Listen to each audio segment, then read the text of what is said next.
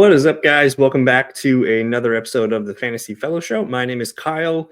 It's Friday evening, February 7th, a couple days before the Super Bowl. We're going to hang out here and review the AFC East from last year. We're going to talk about, kind of what went well, what went wrong with some of these teams, and project a little bit into 2025 as to what they might be doing to look to add or subtract from their team. So we're going to hop into a screen share here, and we're going to start with the Buffalo Bills. This is the third video of my 8-part series. I already covered the AFC and the NFC South. We're starting with the East. So AFC East will be out, tonight, today, tomorrow, whatever. And then I'll probably knock out the NFC East on Super Bowl Sunday. So stay tuned for those guys. Check them out. And let's just get right into it. So this is my database that I use for projections and just pretty much everything. It kind of keeps track of everything going back to 2017, which is when I started doing projections. The green line up here is what happened in 2024. And we have a lot of Sean McDermott season, so that's nice here. We have a new offensive coordinator, so a little bit of continuity from 2023 and 2024. But we will kind of just go, let's look at the overarching stats, and then we'll kind of peel into some of the quarterbacks, running backs, receivers, and tight ends. Now, in 2024, Josh Allen, they throw the ball less, not a lot less, but maybe two attempts per game less. The completion percentage comes down. Passing yards is down, about 400 yards almost. Yards per attempt is up though, so that's good. Touchdowns are up. Interceptions are way down, which is fantastic. So you have more efficiency, kind of a less is more. We did lose a little bit completion percentage, which stinks, but yards per attempt are up and touchdowns are up with less attempts. So I like all that numbers. And then taking care of the football was a priority for Josh Allen in 2024. The rushing opportunities here, pretty much the same as 2023, 20 fewer attempts. More output, though. It was a pretty good year the last few years. I mean, they've ran for 2,200 yards for 4 straight years, basically here. 4.54 yards per carry, but 32 rushing touchdowns. That's a lot of touchdowns. So 62 total offensive touchdowns. That's the most in the Josh Allen era. So fantastic efficiency running the ball from this team in 2024.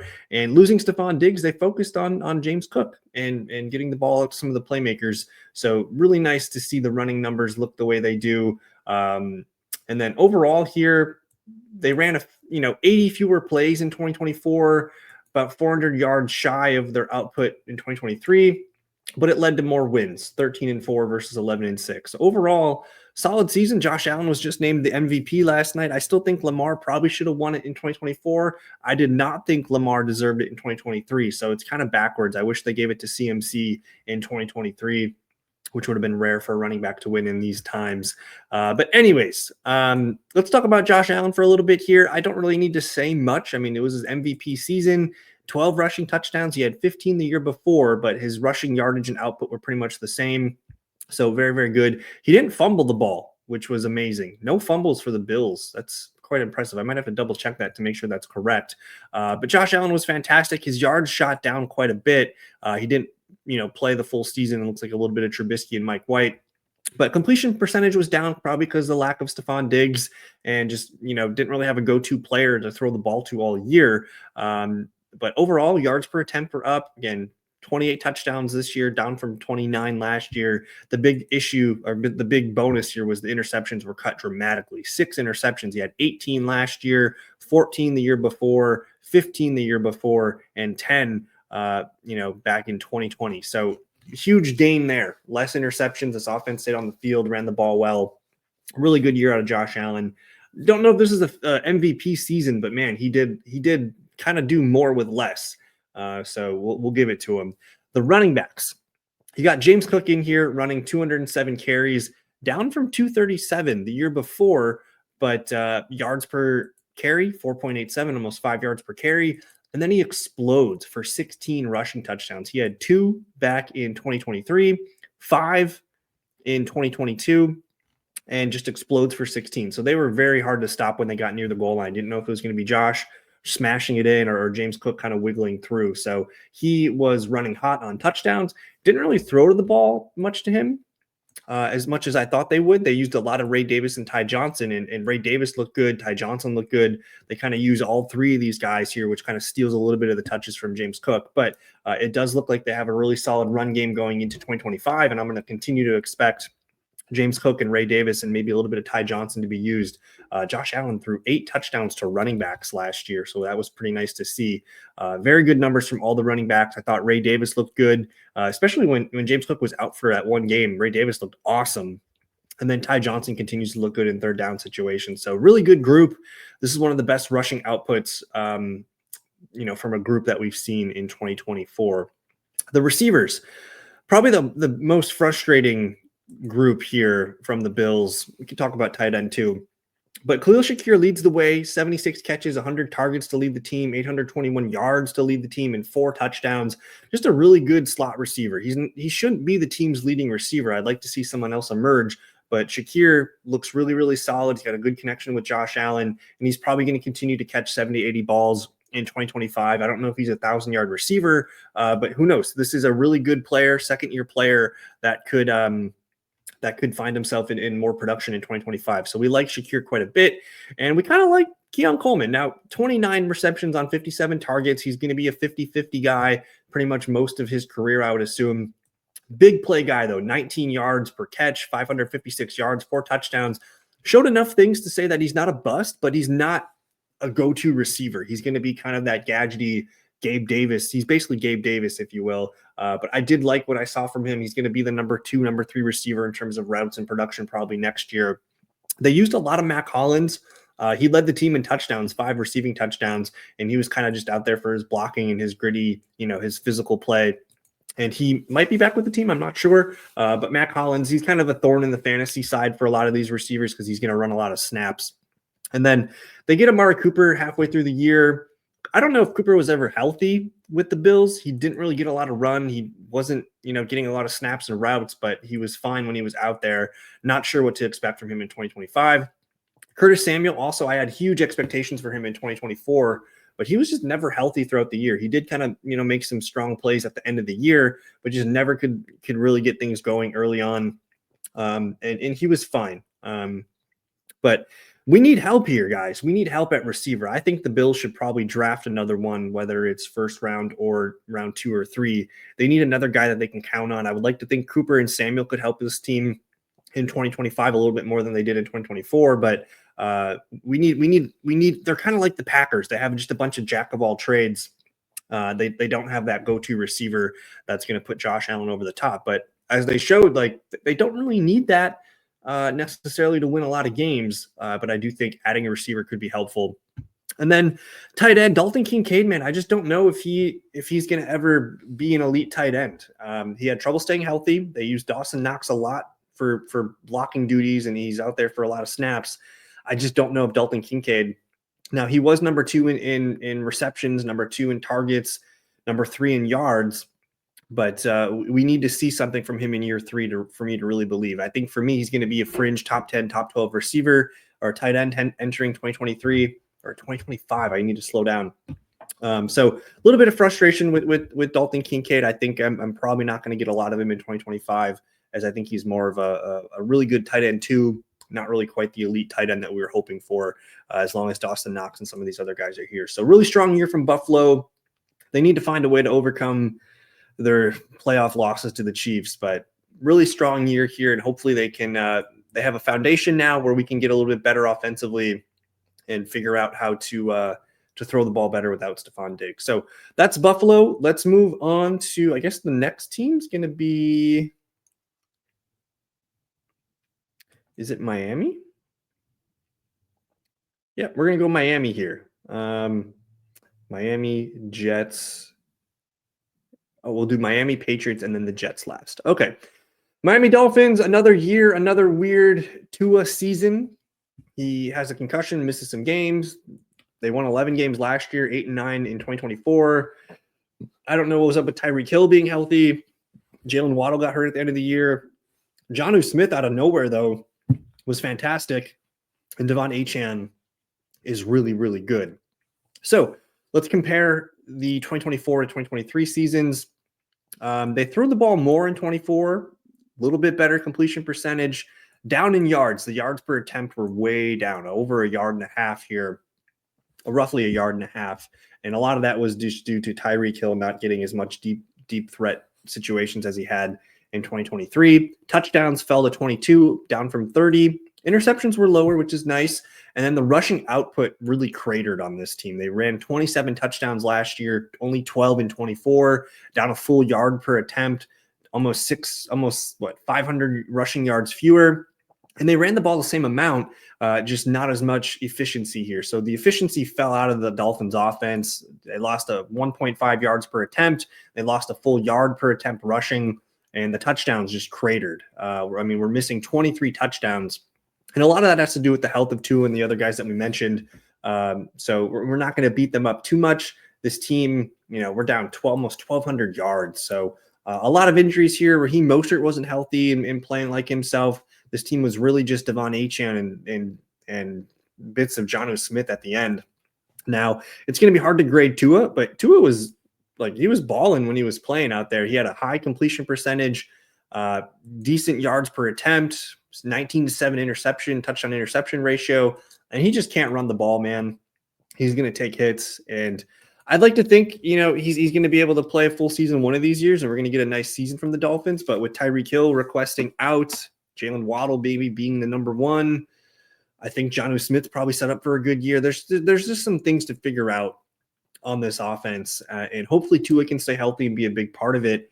But I think the one clear thing is they need more Devon Achane. Now, he ran the ball 203 times, up from 103 the year before.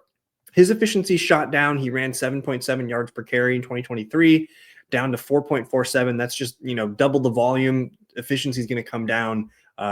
Touchdowns cratered on this team, 6 rushing touchdowns for Achane, but he was unleashed as a slot receiver. And we saw shades of that in 2023, and they leaned into that. He was their best player all season. 6 catching touchdowns, almost 600 receiving yards, 78 receptions, third on the team. Just a really good receiving back, and I think we're going to continue to see him used in such a way. I'd like to see more Jalen Wright here, who I thought looked good in spurts. Again, they just didn't have a healthy Raheem Mostert. They didn't quite trust Jalen Wright early on. Jeff Wilson got healthy at the end of the year. Just a lack of a bruising, a guy that can carry the ball a handful of times. They had to rely too much on Achane, and that's why some of his efficiency numbers went down. So I would like to see his rushing output I'd like to see less rushing attempts because he might get more yards that way. And we need to see a true number 2 emerge here. So we'll see if Jalen Wright can overtake Mostert if Mostert's back on this team. I don't know if the Dolphins are going to draft a running back. I think they would be comfortable with Achane, Wright, and then maybe one of Mostert or Wilson coming back here. But again, maybe the offensive line needs some issues that need to be resolved. Not quite sure what happened here. Maybe it was just a lot of Tua not being there and no real threat from Huntley and Skylar Thompson. So we like the running game. We just need to get more efficient in 2024. The receivers, the top 3 guys, Tyreek, Jalen Waddle, and Malik Washington. Not projecting Tyreek Hill to be on the Dolphins in 2025, but 123 targets, 81 catches, 6 touchdowns. This was his worst year with the Dolphins. He's still a good player. Not really quite sure if he was healthy for most of the year. We had the weird incident with the police to start the season, and that kind of just was the tone for the rest of the Tyreek season. And Jalen Waddle, he had spurts where he looked really awesome. He had games where he would just disappear. We need to find a way to keep him in a high volume situation almost every game. So if he is the team's number 1 receiver next year, he's going to be a high draft pick. I might, based on where Tyreek plays, I might take Jalen Waddle over Tyreek Hill. But if Tyreek is gone, we're going to need somebody here at receiver too. Malik Washington's fine, but he's not an elite playmaker. Kind of like a Wan'Dale Robinson level slow slot receiver kind of guy. But River Craycraft, Odell Beckham, D. Eskridge, Grant DeBose, Robbie Chosen Anderson. We need a receiver here that can contribute as a number 2, number 3. So look for the Dolphins to look at that position in the draft, maybe free agency. And then the tight end, man, Jonnu Smith hit the nuts here. 88 catches, 111 targets, 884 yards, and 8 touchdowns. He was an elite tight end down the stretch, man. He won people fantasy championships if you picked him up off the waiver wire. And I think he's in a position here where he might be the number 2 receiver in 2025. for this Dolphins team. So I like Jonnu Smith, Durham Smythe, Tanner Connor, whatever, Jake Bailey down there, the punter. Just a frustrating season for the Dolphins, man. I want to see them get over the hump and get back into the playoffs because I like Tua, I like Achane, I like Waddle, I like Jonnu Smith. We just need to find a way to keep everybody healthy together on the field. So Dolphins, work in progress, but I do think that they could bounce back.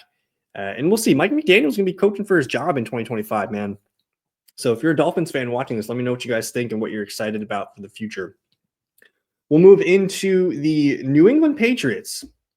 And I'm not going to compare the 2024-2023 to a different team. You know, Drake May, Jacoby Brissett, Mac Jones, Bailey Zappi, and just a bunch of weird stuff here from 2023. They win the same amount of games, 4-13, 4-13. And then the overall, I guess, Jacoby Brissett started the year. We switched to Drake May. And the Patriots finished with more yards, finished with more touchdowns than they did in 2023. So that's a sign of progress. They oddly axed Gerard Mayo, which is fine. They brought in Mike Vrabel, who was out for last year, just not coaching. And I think we're going to see more growth from the Patriots in 2025. Again, I'm not going to sit here and compare the years here, but let's talk about Drake May here. He was one of the best rookie quarterbacks. You know, Jaden Daniels obviously was the best one, but at times like Drake May, Bo Nix, these guys are playing really, really good. And we just need more weapons and more around Drake May for him to really unleash himself. But I'm very happy with this rookie season, considering what he was playing with. He runs the ball really well, 2 touchdowns, 2 fumbles. He needs to stay healthy. He needs to find a way to stay healthier. But overall, you cannot be mad at these numbers here. Solid completion percentage, yards per attempt needs to go up. Made some interceptions, but he also threw 15 touchdowns. I think there's a lot to build off this rookie season, and he could be a fantasy QB1. You know, I think if we just look at the numbers real quick, I thought Drake May, you know, for Superflex leagues, he was definitely in your QB2 spot, and he's going to be a fringe QB1, I think, in 2025 once he gets some help. Overall, Draco May. So his yards or his points per game are going to be lower just because he didn't finish a couple games. He got in there at the end of that game. I think he got hurt early in this Jets game here. So a couple games are hurting him, but 17, 17, 17, 11, 18, 11, 15, 11, 20, 19. Great rushing floor. I think you're probably going to settle in between 16 to 18 fantasy points per game from Drake May, which would have put him, you know, QB 15-ish, QB 10-ish in that range. So a lot to like about Drake May. Now the running backs. You know, we need offensive line improvement for sure. Ramondre Stevenson needs to stay healthy and not fumble the ball. He's still a good receiving back, still a good running back. But I don't know if he's the bell cow back. I think Gibson looked good, and Gibson actually popped in a lot of the advanced metrics in my data study when I was doing that.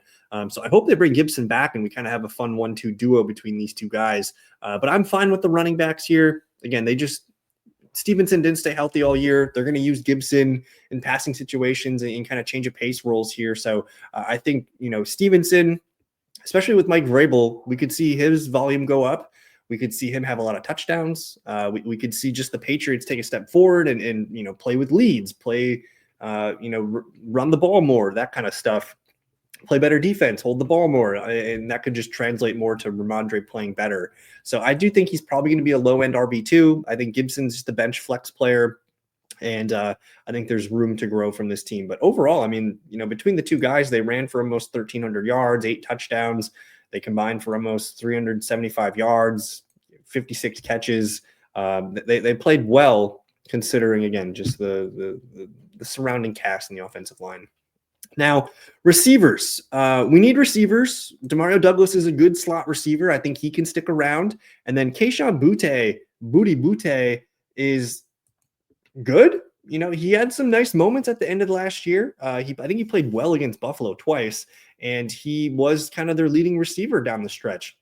43 catches, 68 targets, 589 yards, and 3 touchdowns. He could be your number 1, number 2 receiver entering 2025. I do think there's a very good chance that they take a receiver. I don't know if they're going to take him at 4th overall. We'll see if it's Justin Hunter.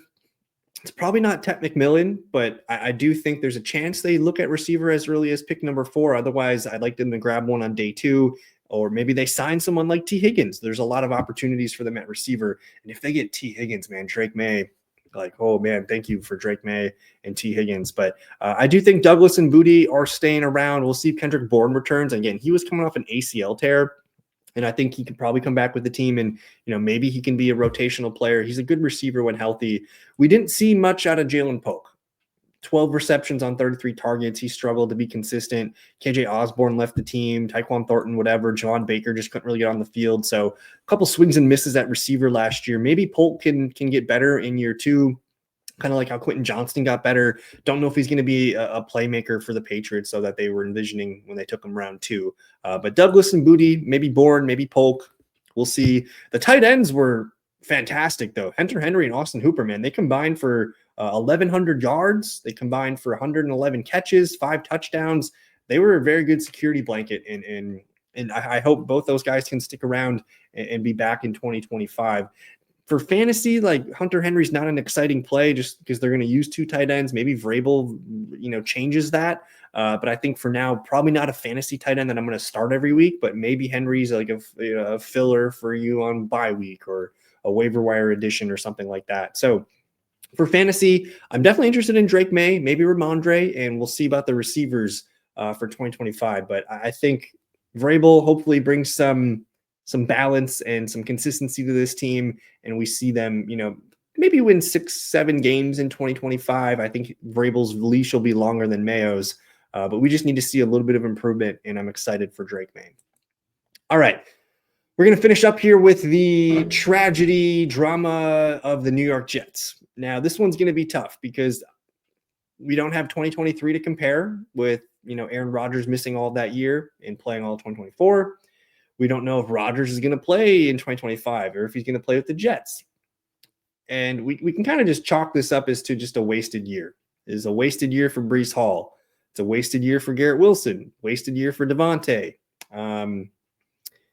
What went well for this team? I like Braylon Allen. I like Isaiah Davis. We still like Breece Hall. The running backs are really good. That's a solid stable of backs. I think Breece Hall is going to continue to be a top 5, top 10 running back in fantasy. And again, we just don't know who the quarterback's going to be. If it is Rodgers, it'll be fine. I don't know if I want to go with a rookie quarterback, or we're not bringing back Sam Darnold. I don't really know if the Jets have any other options besides Aaron Rodgers, so that's probably the best thing for him. So I guess thinking forward, let's assume Rodgers comes back. We're still drafting Breece Hall. Rodgers will be, a quarterback 2 for fantasy. Can't run the ball. He's going to take sacks. He's going to hold on the ball too long. That's going to be frustrating, but he did fine. He almost threw for 4,000 yards, 28-11 interception touchdown ratio. He just doesn't offer rushing upside, so he's kind of a lame duck in super flex leagues for me. But we like Breece. I like Braylon. Isaiah Davis was pretty good at the end of last year too. But it's going to be Breece. That's the guy you want. And then, does Adams stick around? Does he go back to Green Bay? Who knows? But I do think Garrett Wilson was looking really, really strong before Devontae Adams came and kind of just ruined everything. Wilson might have been a top 5 receiver had Adams not showed up. 1,100 yards, 101 catches, 7 touchdowns. Adams played well, and I don't know if he's showing signs of aging yet. Like, I think Adams might have one more season left. So if he does come back with Rodgers, I think you're pretty excited about Wilson and Adams. But Lazard was a touchdown machine in 2024, just couldn't stay on the field all the time. Mike Williams, whatever, Xavier Gibson, Malachi Corley's not really working out. We need more talent at receiver because Adams isn't going to be there forever. I'd like to think Wilson will stick around, but we need to find more reinforcements at receiver, whether it's number 2 or number 3. And maybe Corley gets better, but he just didn't really do much as a rookie, which is kind of a thing with Rodgers. But I do think adding receiver talent would be a nice bonus here. Tyler Conklin at tight end is fine. Was a security blanket. He just wasn't very consistent, or someone that we looked at for fantasy. I do like Ruckert in dynasty formats, a guy to just keep an eye on in the back of your minds here. But overall, this Jets team, so many questions, so much disappointment. I think if you're a Jets fan, you run it back with Rodgers one more year. You hope for the best. We need to find a quarterback for the future, though. I don't know if you bring back Sam Darnold if it's not Rodgers, or if you trade for Justin Fields or something. But we got to start thinking about 2025 and 2026. getting a quarterback in there that you guys can start to build around. Because you have Breece Hall, you have Garrett Wilson, you have playmakers on defense. This should be a good team. And I do expect them to be better in 2025 if Rodgers comes back. So I'm not going to spend too much time on the Jets. It was pretty much a lost year, and there's just too many questions at the moment here. So that's going to do it for me, guys. If you guys are new to the fellowship, definitely check out the website, thefantasyfellowship.com. Best ball drafts are already starting. So I've uploaded Underdog and Drafters ADP if you want to check that out. I have the consensus prospect rankings. All that stuff is for free. We got some player prop bets for the Super Bowl that I'm going to probably load up tomorrow. And then memberships, you got dynasty rankings. My best ball rankings for Underdog are out. And then my 2024 advanced data study is out, looking at all kinds of stuff, metrics and things like that to see who popped in 2024. So a lot of good stuff in here for you guys. Check it out. Thank you for your time. Thank you for watching, and enjoy the weekend. Enjoy the Super Bowl. Peace. Got me feeling icy.